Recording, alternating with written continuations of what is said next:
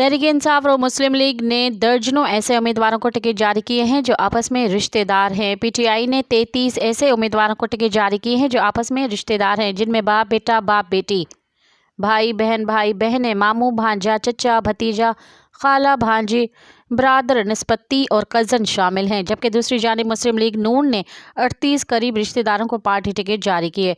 तहरीक इंसाफ ने रहीम यार खान से रईस महबूब को कौमी और उनके बेटे रईस हमजा महबूब को सूबाई टिकट, मुल्तान से साबिक MNA मखदूम ज़ैन कुरैशी और उनकी बहन मेहरबानू कुरैशी को कौमी असम्बली अटक से मेजर रिटायर्ड ताहिर सादिक, उनकी बेटी ईमान वसीम दोनों को कौमी असम्बली का टिकट दिया गया है। मज़ीद ख़बरनि ऐं तफ़सीलात लाइ विज़िट कयो असांजी वेबसाइट www.awamiNewsHD.com ऐं ॾिसंदा रहो अवामी न्यूज़ HD।